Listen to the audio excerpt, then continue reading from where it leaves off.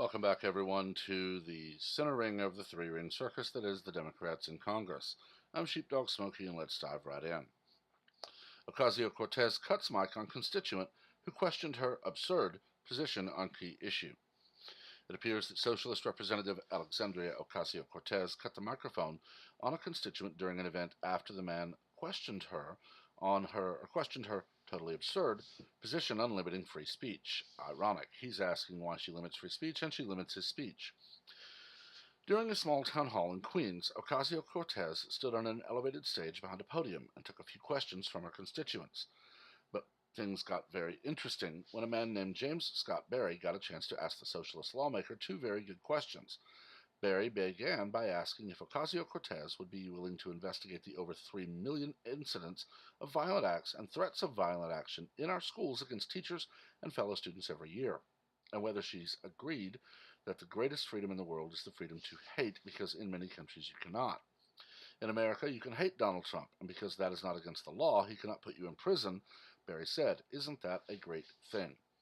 Ocasio-Cortez ignored the first question and appeared to be arguing in favor of limiting some speech. I think at the bedrock of what you are discussing is the freedom of speech and freedom of expression. I think we have a freedom to express ourselves, but we should also know that in the United States there are also limitations on our freedom of speech, Ocasio-Cortez. No, only if it involves violence or threats, things that are illegal, Berry clarified. Exactly, Ocasio-Cortez responded. Berry fired back. But that's not free speech. Threats are not free speech. I don't think you should say that because that's confusing the issue. Then, all of a sudden, Berry's microphone cut out and did not work. In the video clip of the exchange, below, Ocasio-Cortez continued her lecture as Berry could be seen trying to respond, but no one could hear him because his microphone was cut off. I just want to introduce some nuance to the conversation, she said. I'm just trying to introduce some nuance to the conversation. I'm not trying to have an argument here. I want to have a discussion with someone who's not allowed to talk back.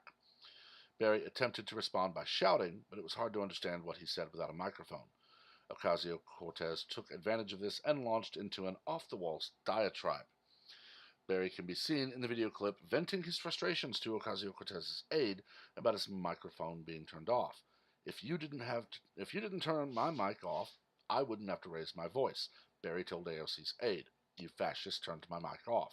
Oh, sir, no, the congresswoman said. You can turn his mic on. You didn't have to turn it off. Thank you very much, Berry said with the microphone all of a sudden restored. No, it's totally fine, she said. I think for me, sir, my concern is that we have the freedom to say I hate this or I hate that.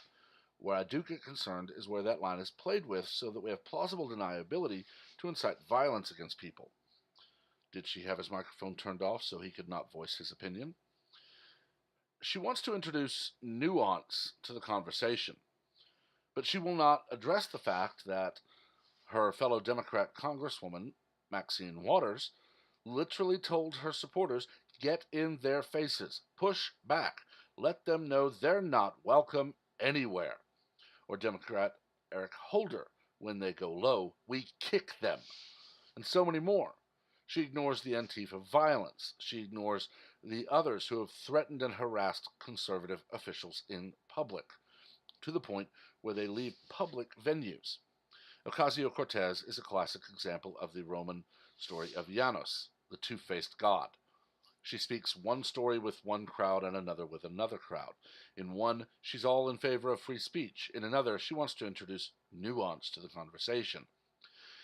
What we don't see in this, though, is that conservatives are silenced for saying you are wrong. We don't want the Green New Deal. It will kill the country. We do not want this. You are a socialist.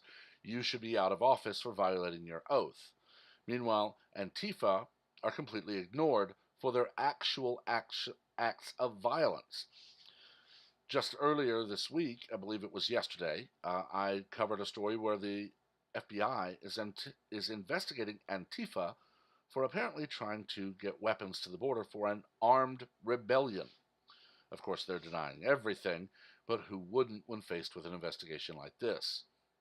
If someone could actually manage to ask the question before their microphone is cut, I would love to hear Ms. Ocasio-Cortez respond to Antifa's violence at Berkeley, Antifa's violence in other places, and the current investigation as to whether or not they are trying to purchase firearms to go down to the border and fire on U.S. Border Patrol and ICE agents to allow people to enter our country illegally.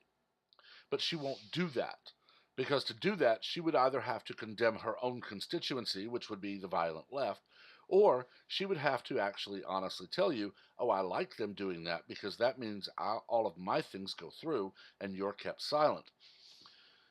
We're not quite to the Second American Civil War, but we're very close because we have a large segment of the population that is now firmly convinced they have a right to beat people to a bloody pulp and or kill them for wearing a hat, or for not agreeing, or for daring to try to drive on a public city street when they decide they're going to block it, or for daring to invite a speaker to a private event that the people rioting were not even allowed to attend.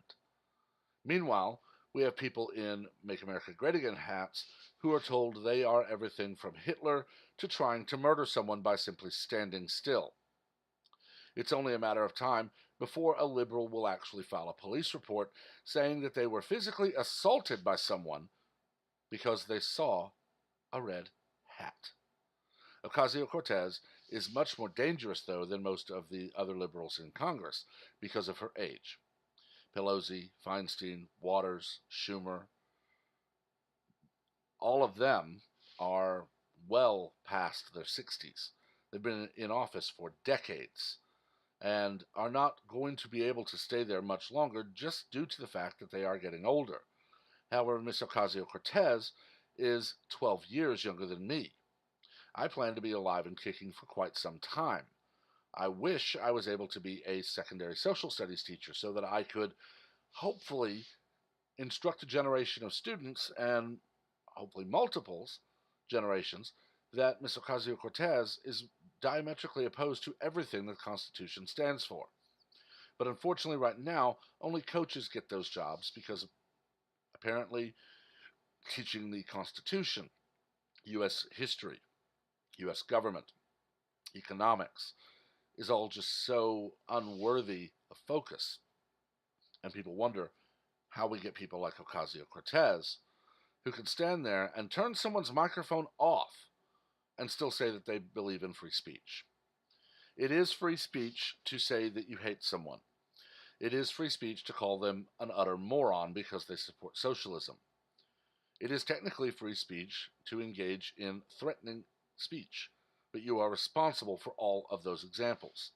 If I tell someone I hate them, if I tell someone they're a moron, I'm responsible, but only in the fact that that's going to offend them or hurt their feelings. And the other person is more than free to simply walk away. If someone threatens you verbally, they are responsible for that, and there are criminal charges that can be brought. Unfortunately, if that person happens to be a liberal, they'll be defended to the high heavens by their Democrat overlords. But I've talked about this long enough. Let me know what you think. Remember to keep the comments civil. We don't learn from argument, we learn from debate. As always, please make sure to like, comment on, and share this video, as well as to subscribe and activate notifications so that you're among the first to know of any new content as it is posted. Until next time, everyone have a wonderful day.